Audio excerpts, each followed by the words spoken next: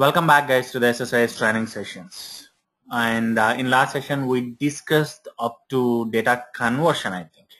Yep, here it is. So we stopped at data conversion. Now let's see, let's continue and discuss a couple of transformations in today's session, and it will take 2 more sessions for finishing all the data flow tasks. Okay. Now let's start. The next one is data mining. Let's give some break for that. Let me take derived column. So I'm giving the, I think the extension is given to audit. So let me remove. I know you. I hope you guys still remember why I'm using audit transformation here, just to add data viewers or to see how many rows it is flowing from here to there. Okay. So let me delete. I think something's got corrupted, but let me continue. So I'm giving data conversion to derived column, and what this derived column will do, and see what are the inputs for this derived column I'm getting. You can see it by going to the metadata. I'm getting products, I'm getting copied products, I'm getting sales, I'm getting products in string. That means I think this is capital, caps, uppercase, like I used character math or some transformation to create this column products in string, or I think I used data conversion, sorry. Okay, now I'm getting 4, and what I can configure in my derived column transformation. So when I double click on this and when I edit it, I'll get this, this wizard will open. So in this wizard, it is very similar to copy column, but the major difference is here you can create calculated columns or columns with extra functionality, or columns based on variables. So let's say you are getting a variable value. Let's say you have path here. I don't know what you have in the path. I'm naming it as path column, and add as a new column, or you can replace either products or copy of products or sales or products in string. You can replace it. Okay, and here in the expression part I'm using variable path. So if I click on OK, now if let me take an audit transformation to see what it is flowing from the audit transformation. You can also see the same in advanced editor, what is the output columns and all. We will discuss separately about this advanced editor for every item. It will be common across all the items. So for all the transformations, so I'll discuss separately. Why? Because it needs some special attention. It is very important to discuss about the advanced editor. So now here I'm seeing the metadata, in which I have one more column, that is path column, that is string type, and whatever the variable I have used, I'll be getting the same data here. If you want to check that, let me add a data viewer, and let me add a grid. Click on OK, and let me execute this particular guy.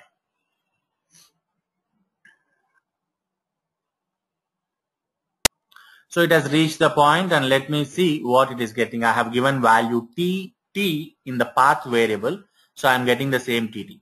So the difference between copy column and the derived column is, in copy column you can create a copy of the existing columns that is flowing in the pipeline, right? But here in the derived column, you can derive a new column by using either variables or columns. Like you can use 2 columns and you can concatenate 2 columns and you can derive a column. So this is using variable. Now we have used and we derived a column, right? As the name says, we can derive a column. Now let me derive one more column by using the existing columns. I'll name it as prod, and I'll add it as a new column, products plus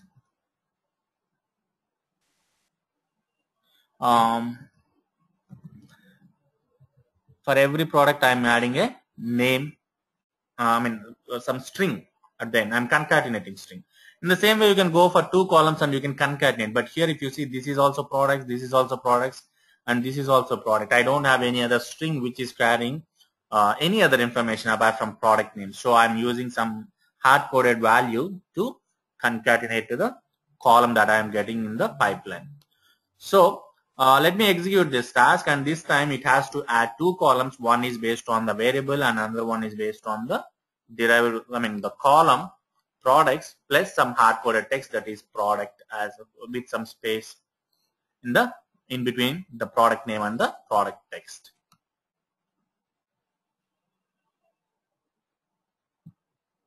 Oops, it is not. Let me check where the problem is. Okay, I got the problem. Actually, it is returning, but the data viewers that I have created is only for the first existing 4 columns. When I created the data viewer, there was only 4 columns, right? Now I'm going to the data viewer again, and if I go out to the configure, you can see the prod_prod was not there when I configured the data viewer. So what I need to do is I just need to add it to show the value that it is getting into the column prod_prod. So let me execute it. I should have done that earlier, but I missed it. Let me execute it now. Okay, it is executed, and you can see prod_prod. This column is fetching the product name as well as the string, the hard-coded string, that is product at the end. Let me expand this guy.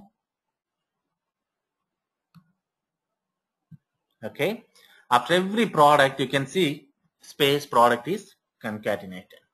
So this is how you can derive columns. The transformation name itself saying that it is gonna derive new columns based on existing columns or some variable values or even both, and you can also use string values like get date and all. You can derive the dates, you can derive the month and so on. So this is the derived column transformation. So the people will ask, what is the difference between copy column and derived column? So if you want to make a copy is performance wise better if you want to copy a same column that is available in the pipeline. But here you have more advantages rather than copy column transformation. So this is about derived column, and let's jump into the next transformation. So let me close this guy and let me go to the next one. Before going to the next one, let me jump into multicast. Okay, this is one of the simplest transformation that is available. I can say simplest. I'll show you an example. So what multicast will do is, let me drag it here and let me delete this guy, or let me delete the connection between these two. Okay, it will take one input, and if you try to edit it, the properties, you will not find anything here. Can you see any property that you can set for the multicast? Nothing. It is like carbon copy. It will create n number of copies of the same input that it is getting. What is the input it is getting? It is getting some 4 to 5 columns as input. So you can take one output here, and let me take one more audit transformation, and you can take another input into this, and you can take another input. So like that you will get n number of inputs, sorry, n number of outputs. There is no limit like that. So it is gonna multicast it. It is gonna copy one data set into multiple, and it will pass the same through different pipelines. So if I execute it now, you can see same number of rows flowing from multicast to all the 3 different audit transformations. I've set 3 different audit transformations, and the output of the multicast is set to 3 different transformations, right? Audit transformation. Now let's see how many rows it will flow from each pipeline. Here, if you see, it is 129. The same copy is moved to audit 4, and the same copy is moved to audit 5.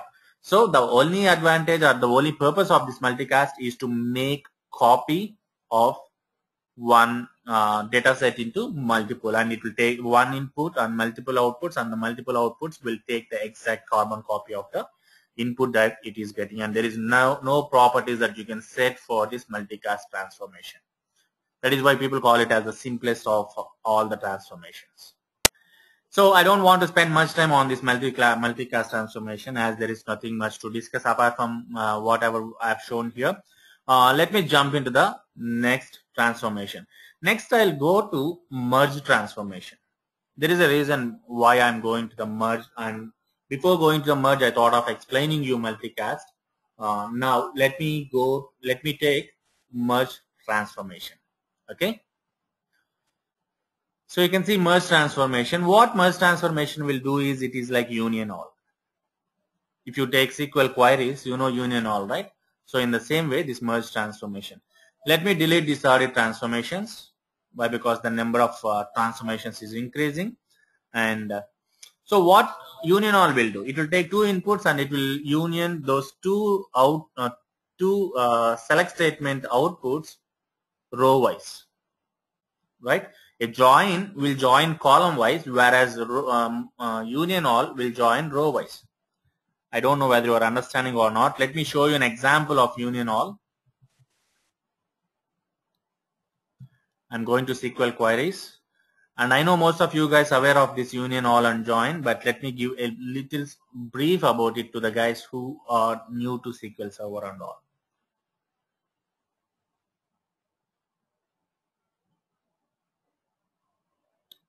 So let me select AdventureWorks. Select star from dim product, and I'll take only English product name, comma color. So this is one data set, that means one select statement. And if I go for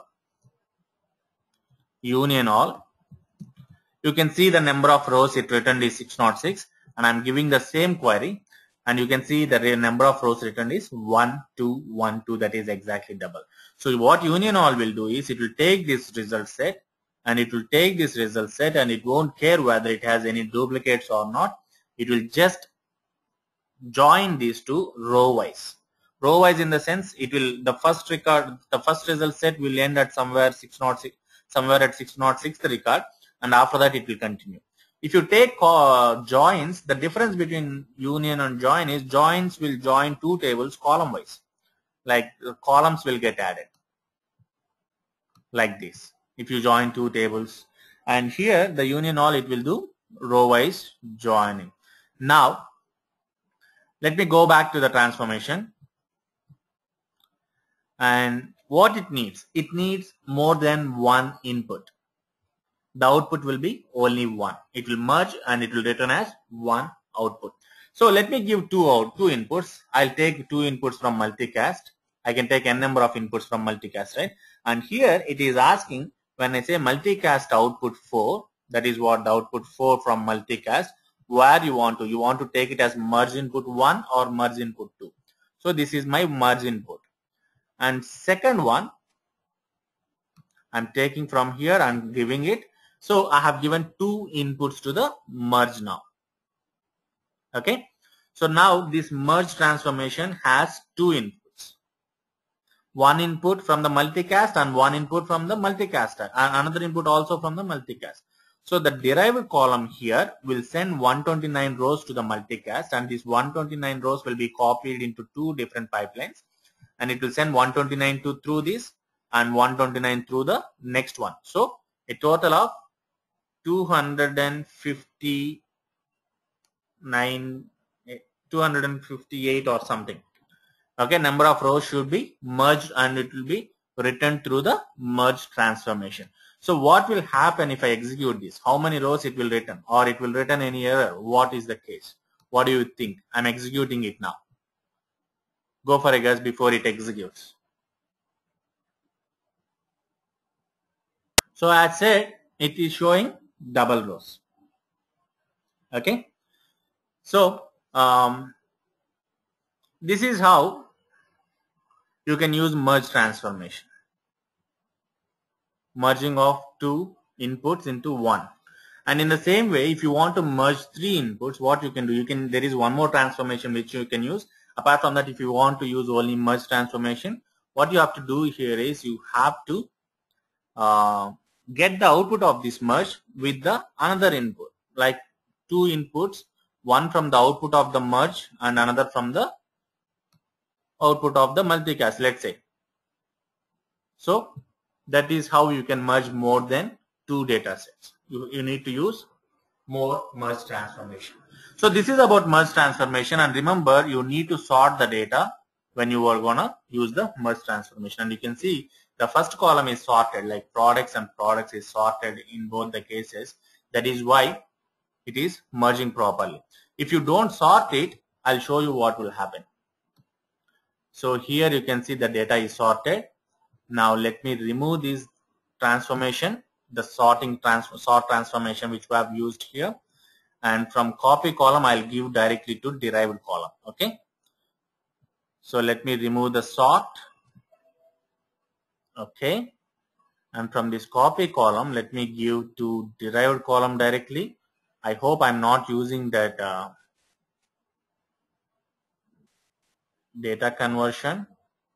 Okay. Delete invalid references, fine. And everything is set. And here there is extra things. Let me delete it. I removed a couple of things, right? So, okay, fine. Now you can see it is throwing some error. When I remove the sort, which I have applied somewhere in my transformations, in my work, in my data flow, if I remove the sort, what it is saying is the input is not sorted. The input merge input 1 must be sorted. In the same way, 2 also not sorted. So whenever you are giving input to the merge transformation, that needs to be sorted. If it is not sorted, then it's a gone case. Remember that it won't work. The merge transformation won't work. You can see the error here itself. When I keep the mouse on, the input is not sorted. The input merge input 1 752 must be sorted. If I sort that one, let's say this is the merge input 1. If I sort this one, then it will say the second one is not sorted. I'll show you that one too. Let me take a sort transformation to sort it. I'm removing this connection and I'm giving the multicast connection. Actually, this is not good job. You have to give, you can do this somewhere before the multicast, right? It will be performance better, only one time sorting. So let me let me sort this based on products. Okay, ascending order, fine. And let me give this as one input. And now the products lineage identifier that was not previously in the data flow tags. I think this is some new issue. Fine. Now if you see, the second input is not sorted. Let me remove this one too and set the sorting for the second input too. Let me sort it.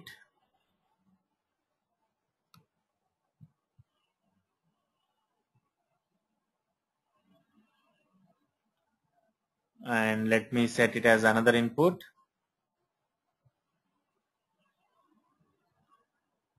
Delete these references which is missing, and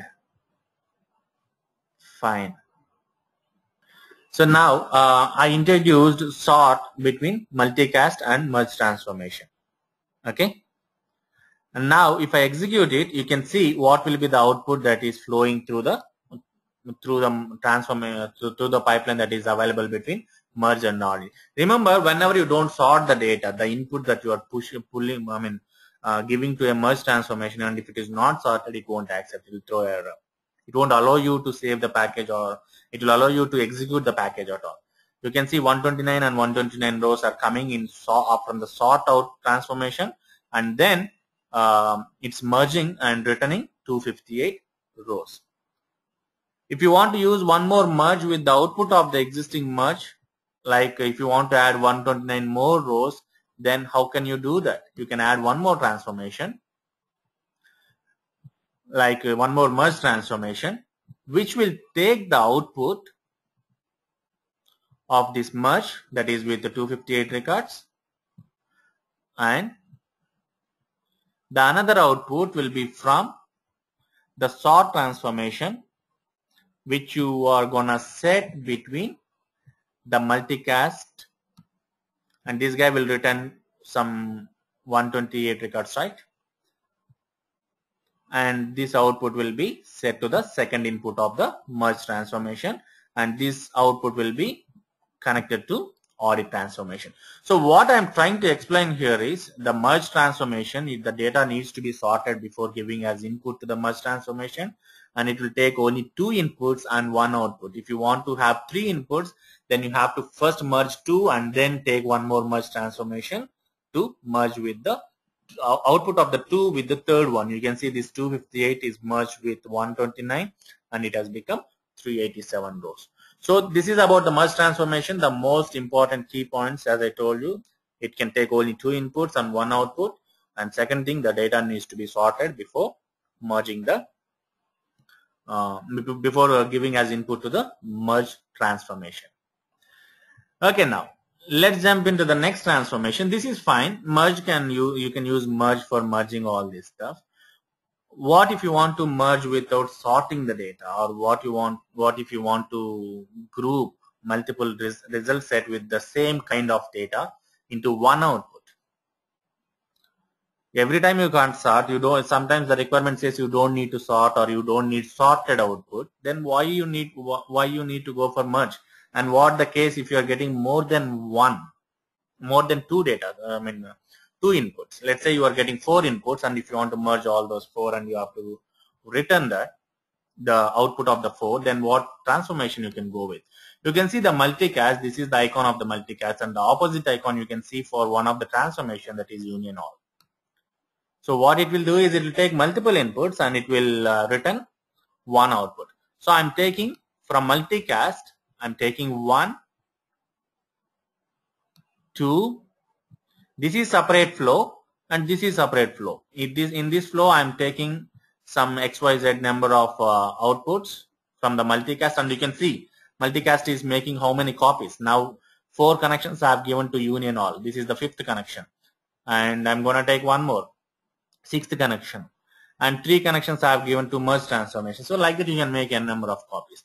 And if you double click on this union all, it is just like multicast. You will not have much to do except changing the names, and you can change the column names. Like you can see tax ID, everything is by default set.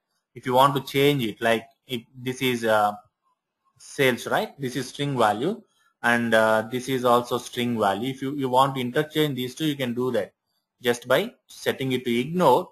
That means now one extra column is available. What is that? Products is available. So wherever you go, you can set either products or package name. If you set this one also to ignore, then 3 will be available. Whatever you want, you can set. If you set this to ignore, if you have to set the current one, any one to ignore, to make use of the same in another column or another row. Okay, to map to the another column. So now you can see these are the inputs: input 1, input 2, input 3, input 4, and so on. All these 3 will be taken as input and return one output. And let me execute this and show you how many records it will fetch. It has to fetch how many inputs I have given, like 129 into 5, how much it will be, that much should be the output of this. So I'll take an audit transformation just to see the number or the count, whether it is coming correctly or not. And there is no other properties that we can set for union all transformation.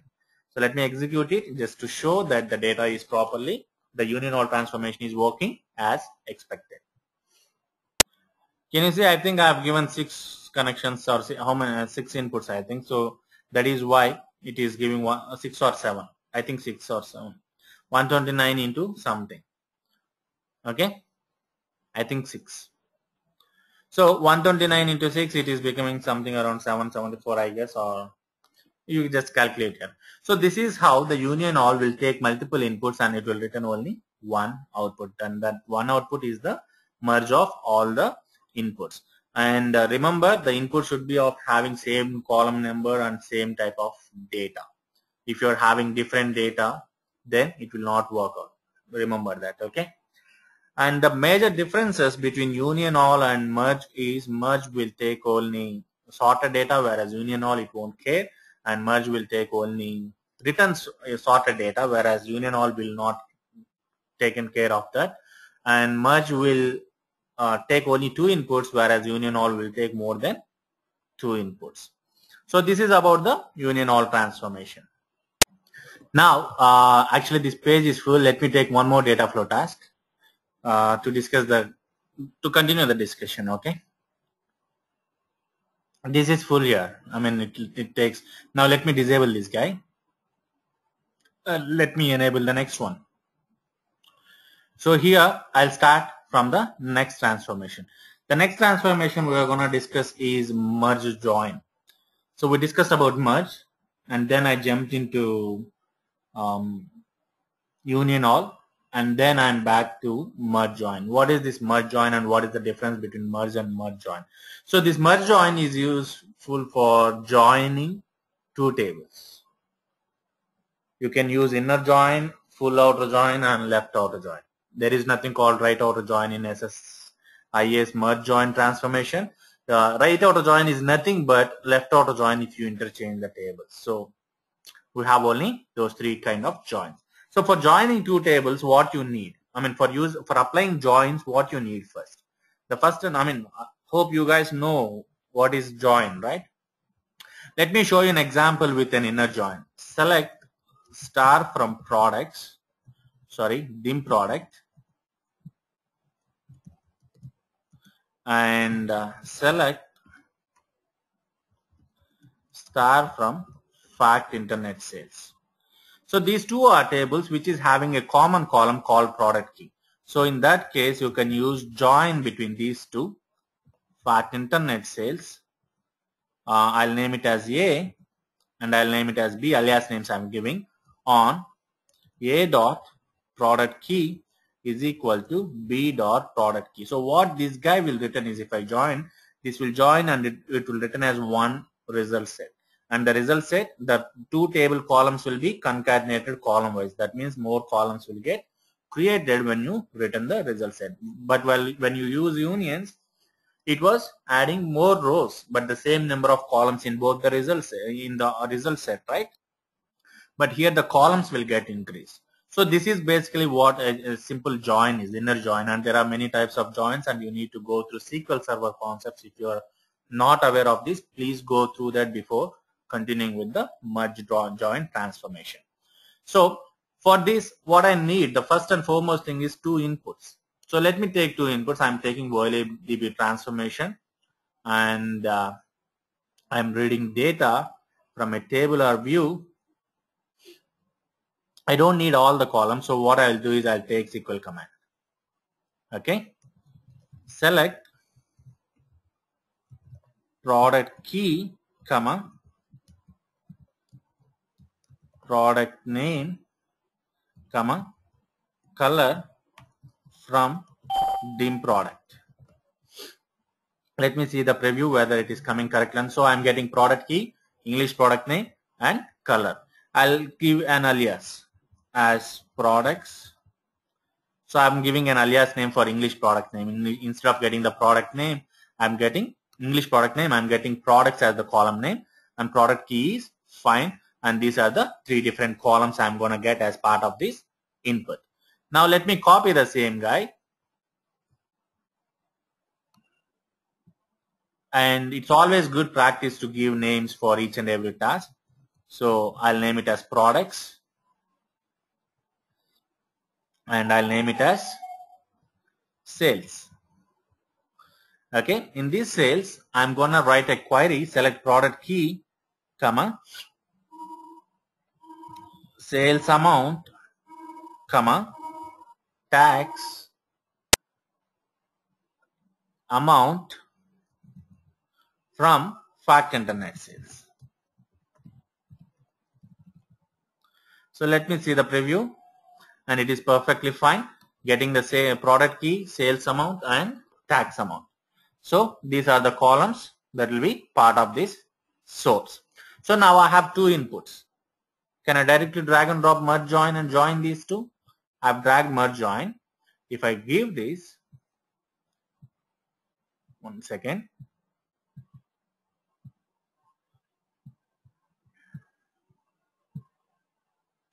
If I give the output of this source one, that is products, if here you can see merge join left input, that means left hand side table, and here I'm giving this one for the right hand side table. And if you see here, you are getting the error, the same error what you are getting for merge transformation. The input is not sorted. The input merge join left input 59 must be sorted. So the same input what you are getting for merge transformation. So that means you need to sort the data before giving as input to the merge join transformation, just like for merge transformation you have done. So now let me introduce sort between these two.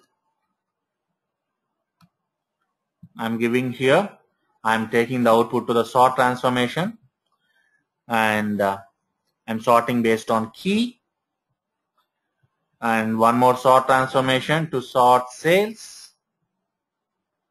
Here you have key, product key, right, which you are going to use for joining. There should be a common key, right, to join. So that is product key in both the sources. So I'm giving input 1, that is left hand side table, as products output, and sales output as right hand side table. And you can see, now let's configure this. So you can see this is the left hand side table, whatever you have given, products table, and this is the right hand side table. Okay, and you are using inner join, and you can go for left outer join or you can go for full outer join. And I hope you know what is left outer join and right outer join, right? So first let's go with inner join. Inner join means it will get the matching records from both the tables. What columns you want? I want product key from here, I want color, I want products, I want sales amount, and I want tax amount. And this is the join column. Whatever the column you have used, it is product key in both the cases. So this is the join column. Now this is from input from where you are getting, this is sort input, this is the input from where you are getting these 3 columns, and this is the input from sort 1 output from where you are getting the remaining 2 columns. So now let me add an audit transformation and a data viewer to check whether it is joining properly or not. So I need to check, right? The number of rows may be the same. Why? Because we are joining in the tables. But the only thing that may change is the number of columns in this case for sure. Let's see whether it is returning exact, all the columns that you have checked or not. So here if you see, the result set is fetching the product key, color, products, and from the sort output 1, sort transformation output, and sales and tax from the sort 1 transformation output, and using the help of merge join. So this is how you can use joins to join 2 tables, 2 sources, and return 1 result set.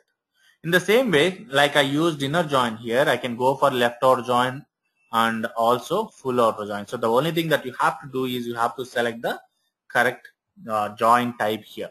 If you select left outer join, you will have an option to swap the tables. What is your left one? What is your right one? You can swap the tables. And if it is full outer join, it will be the same wherever the table is.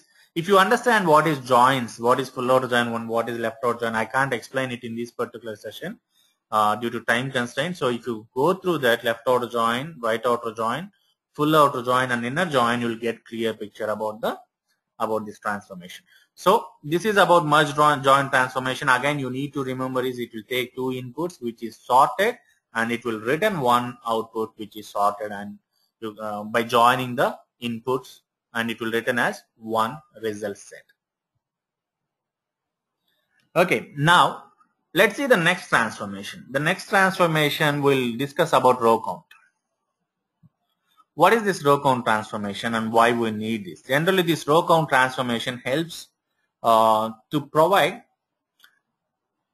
the value, the number of rows that is passing through this to the control flow variable. Some variables, whatever the variable you declare, let's say there is a variable defined, and that to that variable you can send how many rows it is reading or it is writing.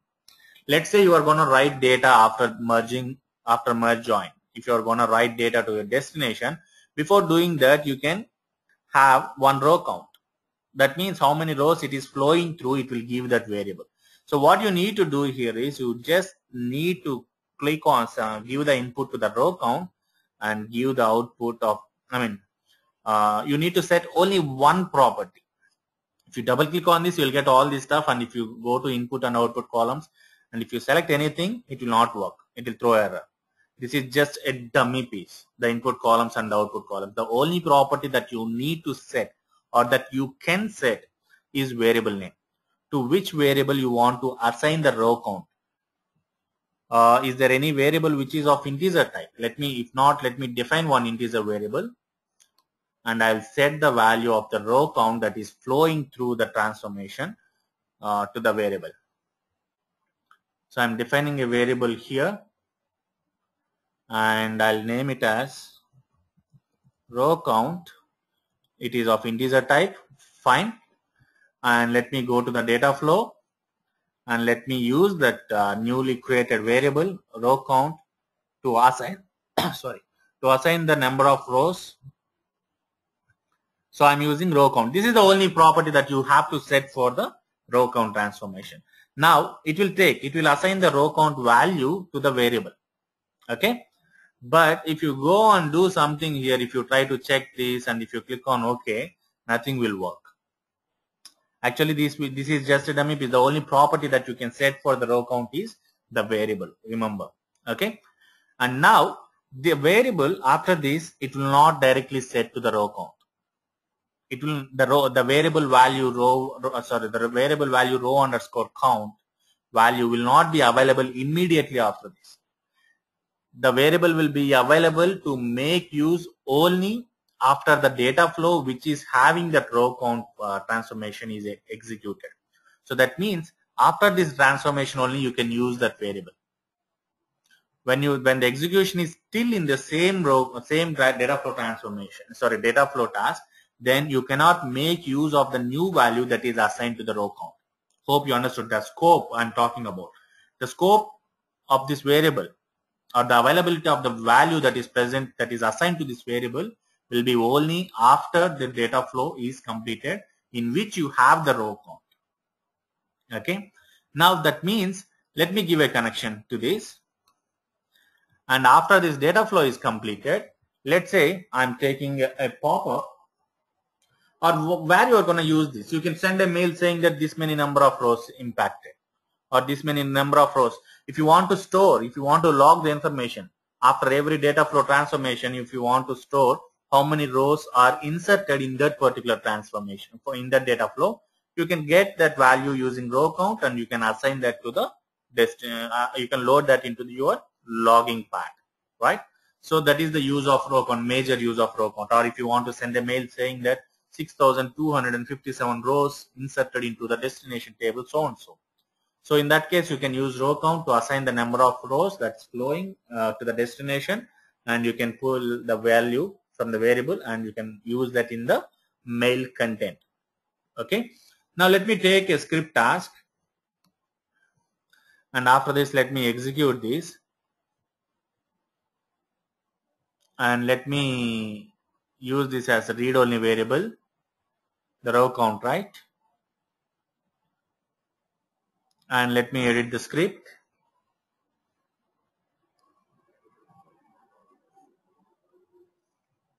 And let me pop up that message, pop up that variable to see how many rows has been impacted.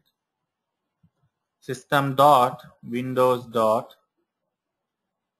forms dot message box dot show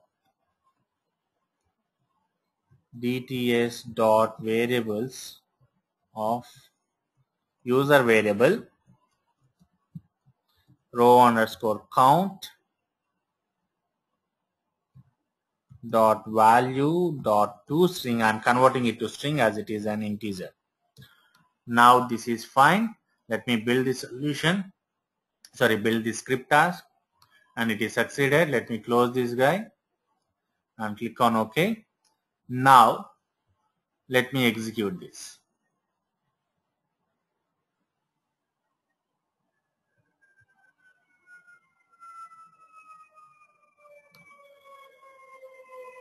Okay, let's see. I'm not sure. Let's see how much value it is gonna return.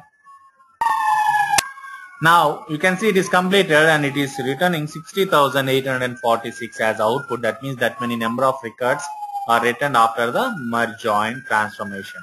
So this is how you can make use of row count. You can use this value, the value that it is returning from the transformations from the data flow task to any purpose, like logging purpose or informing a person saying that how many rows are affected. let's say there should be at least 20 million records on daily basis, and after inserting, if you get a mail saying that 30 records inserted into the destination table, that means there is something wrong. There should be something around 20 million, and the mail saying that it's only 30 records. So you can immediately go and check it, right? So this is the main purpose of the row count transformation, is to return the number of rows that is flowing through the transformation. So this is about row count transformation. Let me disable this guy and let me go back here and continue with the next transformation. Now let's discuss about the next transformation. Let's go to row sampling 1. So what is row sampling? It is going to return two outputs. One is the sample records and one is the rest of the records. Let's say if you want to get 20 sample records from this one, and you can select a random seed like after every 5 or 10 or something like that. So whenever you are going for doing some development, here you can see it is highlighted. Use the same random seed on the same input data. Always generates the same sample. So specifying random seed is recommended only during the development and testing of a package. So this random seed, generally people don't use it. If you don't use this, then it will take Microsoft random seed one, some random values. Okay. If you want to get for every 7 records, get 1 record and show me 20 sample records. So that will be the sample output. And while deploying, you don't go for this generally. Why? Because see, random seed means it's like setting, and it's like an algorithm which will get like 1 record after every 7 records or something like that, whatever the seed you are gonna set here. See, first of all, row sampling means it will give you sample data. Like let's say you have 1 million records, and if you want to see 20 or 25 from that sample data, then you can set the number of rows in the first point, and the random seed. Then this random seed, as the wizard says, it will be used only at the time of development, but it is not suggestible to go when you are deploying the packages. And you have two outputs here. You can see the number of rows you specified here. Okay. If I give the output as sample data and remaining data. So all the first 25 records will be going through the output called sample data, and the remaining will be going to the remaining data. And you can see these are the columns that it is going to push. Let me click on OK, and let me give the row sampling output to audit transformation, and it will ask which output you want to see. You want to give the sampled one or remaining one. I go for sample one. And I'm taking one more audit transformation to give remaining records. So if you give the remaining records, so all for the 25 records will be pushed to through this pipeline, whereas the sample 25 records and the remaining records will be sent through this pipeline. Let me execute this and show the same. Now this is executed, and you can see the sample data. It is taken 25 records, and the remaining records are pushed through the remaining data output. So if you see that I set two outputs, the 25 records here I have set will go through this sample data, and the remaining thing will go through the remaining. This is just a name I have given. That's it. Okay. Now this is about row sampling, and there is one more similar transformation which is very similar to row sampling. That is percentage sampling. The major difference between row sampling and the percentage sampling is, in row sampling you will specify the number of rows you want, whereas in percentage sampling you will give the percentage of rows. I hope you understood. It's pretty straightforward one, right? So I'm taking the output of this row sampling, remaining records of the row sampling to the I've taken row sampling again, sorry guys. I have to take percentage sampling where it is. It is somewhere here. So I'm giving the remaining output, that means 60,481 or some number of records are there. I'm giving it to percentage sampling, and I want to get, let's say, 15 or 18% of the total number of records, and I'll name it as per data, that means percentage data, rem data, that means remaining data, and again the same seed and random seed. If you want, you can use it the same algorithm way. Now here, the output of percentage data I'm giving to this, to the audit transformation, and I'm taking one more audit transformation to which I'll give the remaining data, REM data of this one. So if you observe it here, I've taken the row count data to the row sampling, and I split this as sample data. 25 records will be sent to this audit transformation, and the remaining will be sent to percentage sampling, and the percentage sampling will split again based on percentage, and it will give 17 to 18 percentage 18% of the data to the audit one, whereas the remaining data through the pipeline with the name REM data here. Let's see how many rows will be pushed to audit one transformation and how many for the remaining. So this is the 10 or 18 or 17 percentage of records that I have set as percentage, right, in the percentage value.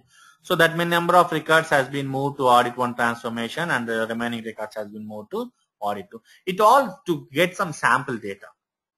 If you want to separate some sample data and push it for some purpose, then you can use it for, let's say you want, whenever you load the data, you want to check that sample records, push 100 records separately, right? And once you separate it, like these 25 records, you can go for multicast and take one output to the destination file where you want to write, and another output, bring it back and merge it with the remaining records. So it will become same output, right? Or if you want to separate some records and to write for a sample purpose, you can use this row sampling and percentage sampling.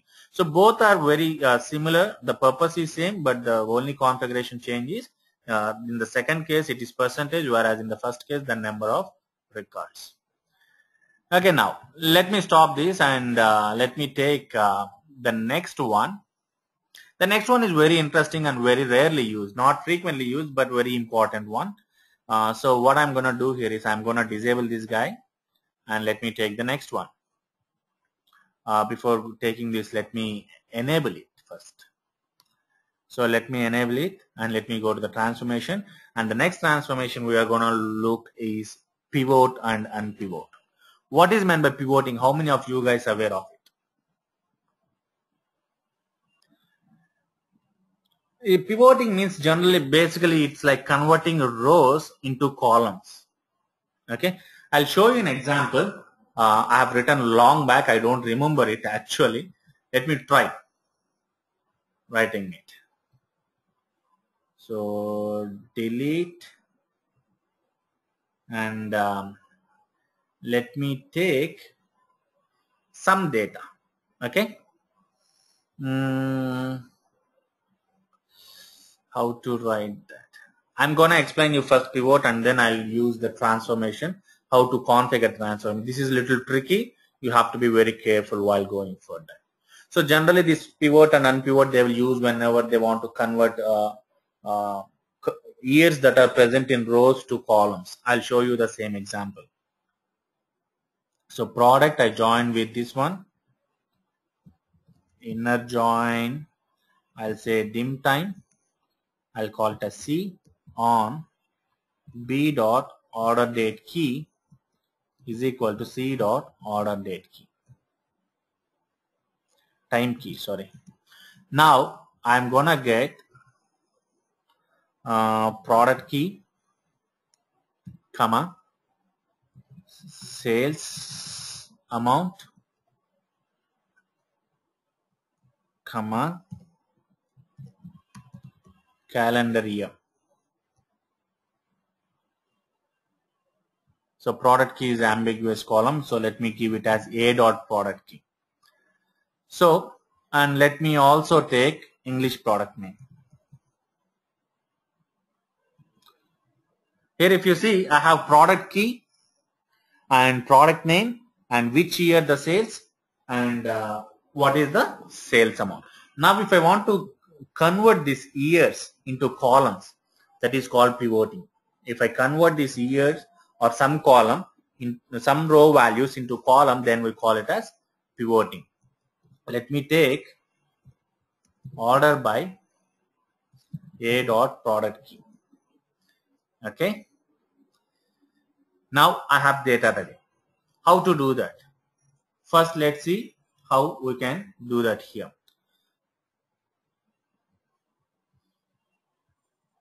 So first you have to make it as a temporary, a named query, and then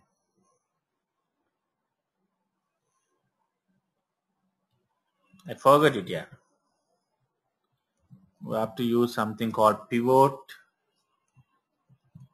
Sum of, I think, sales amount is the column which I want to pivot for calendar year column in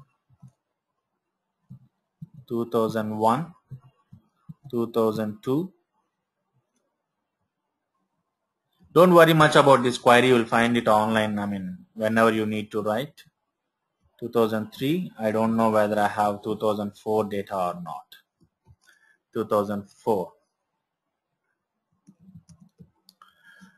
So this is fine. This is the named query, and let me go for this guy. Sales amount pivot. Fine. Let me close this here. Okay. And select a dot product key and this one as is, comma 2001, 2002, 2003, 2004. I really doubt whether it works or not. I'm giving you a try.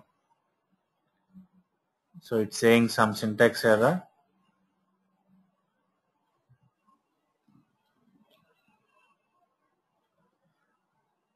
As B, let me try this guy. I forgot this pivot here. Okay, from is missing here. From. Let's try now. Could not be found. Yeah, A is no more available. So let me go. So this is called pivoting. Can you see? So this was the product, and this was the product name, product key and product name. This one don't have sales in 2001, 2002, 2003 it has this much, and 2004 it has this much. So what I'm doing here is I'm telling give these two as is and use this product key as grouping part. It should be repeated only once, and convert 2001 sales, whatever the 2001 sales for this product, as one column value, that is here, and 2002 sales as one column value for this product, and so on. So that is what here I am saying. This is the query.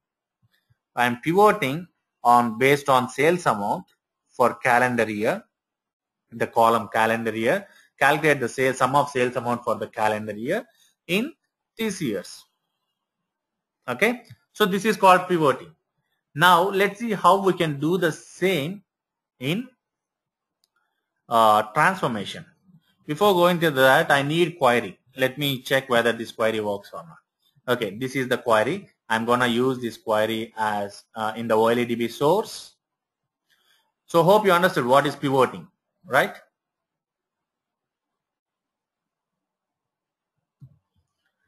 So let me click on preview. Click on OK. And this needs to be given as input to the pivot. So I have a query, and you can see if I execute this, how many rows it is returning. It is returning 158 rows. But the total number of rows is something around 60,398. Everything is grouped, and the grouped based on English product name, and area has been converted to column. Now let's see how you can configure the same. First go here, input columns. You have to select what are all the input columns you are going to use. You are going to use all the 4 here. Okay. And now these are the input columns that are available. And there are 4 properties that you can set for pivot usage. It can be 0, 1, 2, and 3. 0 means nothing. It will be passed as is. However it is, the same value will be passed through the output of this pivot. So no change will be done. So I'm saying no change for this. and you can set 1 in the case where you want to group it row wise. Let's say there were so many mountain 100 silver bikes, but here how many I have? After pivoting, I'm getting only one record, right? So this one specifies what is the row grouping you want to do. I want to do row grouping based on English product name. Yes, then make this one as 1. And what you want to convert as columns, then you have to set it as 2. And what you want to make use of, the value that you want to make use of, set it as 3. So whenever you are pivoting a row into a column, you need some value, right? You are using some value, that is sales amount. The sales amount will not be available after pivoting. It will be converted into calendar years, right? There is no sales amount here, you can see. It has become years, 2001, 2, 3, and 4, right? In the same way, you have to specify what values you are gonna use when you are pivoting it. So that will be specified, mentioned as 3 here. So 2 means it is just what column you are gonna convert as column values you are gonna convert as columns. And 1 means what is the row grouping you are gonna use, and 0 means it will be directly passed, no changes will be done to this. Now,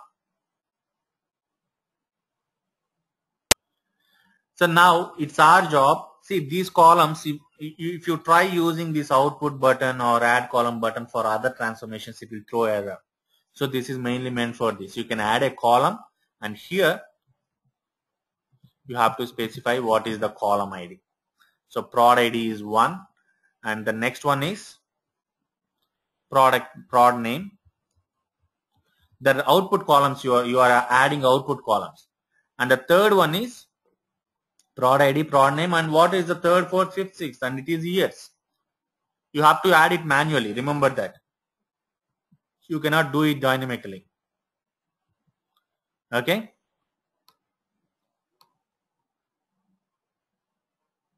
So I've added 2001, 2002, 2003, and 2004. So I've added 4 columns. Now you have to set some configurations.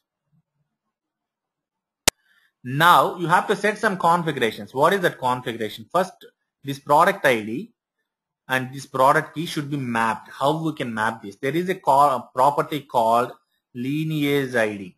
This one. So this ID, whatever it is available here, should be given for the product ID, the mapping this output ID in the source column. What was the value for the lineage ID? It was 29. So you have to give the source column as 29. And now the second one, English product name. The lineage ID is 26. So the same I'm gonna give for this one, 26.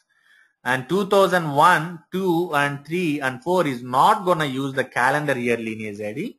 It is gonna use the lineage ID of the sales amount. The what column value you are gonna assign to this. The value of the sales amount. What is the value I'm gonna get here? I'm gonna get the sales amount, right? So the sales amount lineage ID is 32. So set 32 for everything. 32. And while setting pivot key value, you have to give what is the value you are looking for. If you see the query, you are looking for calendar year in this one, right? So the same value you have to give. And for 2002, it will be 2002. And this guy will be 32. The same lineage ID of the sales amount. This will be 2003. And the lineage ID will be 32. And this guy, it will be 2004. And it will be 32. So these are the properties that you need to set, and if you want the output columns, error output, if any error flows, what you want to pass it through, the same way you have to add it for the output columns. Now I set the configurations, it is throwing some error. Let's see what is that. Output column product cannot be mapped to the pivot key column. Let's see what the problem is. So it's saying the output column cannot be mapped with the input column product key. The problem is with the data type, I think. So the data type for this one is integer. So Let me go for it, and oops, where is that? 1 second. So there was a problem with the lineage ID and I have set it. Now let's see whether it pivots or not. So to see the pivot, whether it is pivoting properly or not, let me take an audit transformation and let me give it as input, and let me see by setting a data viewer. So what I've done, I've added all the output columns that are required and I've set the lineage ID properly, and now I'm executing it. So the pivot is working and it is returning you the result. Let's see by setting a, actually it threw some error. I changed the query to this, English product name, comma calendar year, comma sum of sales amount from dim product, joining the table group by English product name and calendar year. I made sure that for one there will be only one 2003 or one 2004 or one 2002. For every product, whatever I'm gonna group here should have only one record. If you have more than one, then it will get confused which one to take into the pivot value. Let's say, for example, if the all-purpose bike stand has two records with the 2003, then what will be the problem? When this 2003 is converted to column, there will be two values. Which value to be taken as the value in the 2003? So that conflict will come. So I converted the table like this, and you can see the query here, and the pivot is working fine now. Let me add the data viewer.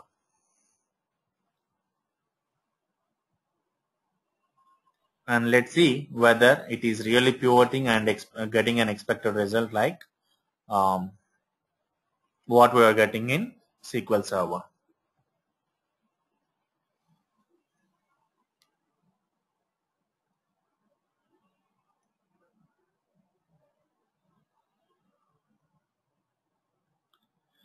So if you see here, the product is coming and the year 2001, 2, 3, 4 are separately coming as different columns, and each column value, it is getting populated. For all purpose bike stand, it has values for only 2003 and 2004, and hence it is coming only for 2003 and 2004. The same way for the remaining products. So this is how you can pivot it. You can pivot using the transformation, and at least in my projects I have used very rarely this pivot transformation. And there is one more transformation which is similar, which is opposite to this, that is unpivot transformation. There is nothing much functionality that you need to set for unpivot. Let's say here I'm pivoting and I'm setting a data viewer to see the pivoted data. Okay, and then I'm configuring that pivoted data to unpivot. So what you need to do here is pass through what you need to pass through, and what values you are gonna use as 1. So these 2001, 2, 3 and 4 columns are having the data of what column? Sales amount, right? The same thing should be copied. What is the destination column of the values that you're getting for the sales? For these 4 columns. See, these 4 columns are derived from the sales amount, right? And these 2001, 2, 3 and 4 should be created as what column? Pivot column. So I'll call it as year. So the product name will be passed through as is, but 1, 2, 3, 4 will combinedly form sales amount and also year columns. The year column will have 2001, 2, 3 and 4, and these values in the 1, 2, 3, 4 of the years will be formed as sales amount. So I'm unpivoting it, and I've set it. Let me do a quick connection to the audit transformation on data viewers, and let me see what it is returning after unpivot. If it executes perfectly, then you can see the pivot and unpivot data in one single transformation. Just a second, guys. And now you can see we are at the first data viewer, and you can see the pivoted data. Let me close this guy, and here you can see it's unpivoted data. The year column, whatever you have defined, it will contain 1, 2, 3, 4 years, and the name that I've given for the 1, 2, 3, 4 is sales amount, and the same sales amount is coming here, and the product name is pass-through column, just come as is. So it is coming as is. So this is how you can pivot and unpivot. Unpivoting is pretty straightforward to configure, but you need to remember what value you have to set when you select those 4 columns. See, these 4 column values will contribute and create a sales amount, and these 4 columns will be created, these 4 values will be created as a column called here, whatever name you have given here. So this is about pivot and unpivot transformations, and thank you for staying extra minutes, at least 20 minutes extra, and I'm extremely sorry for delaying this, for extending the session. Thank you very much, guys, and we'll discuss more in coming session. Have a good day. Bye-bye.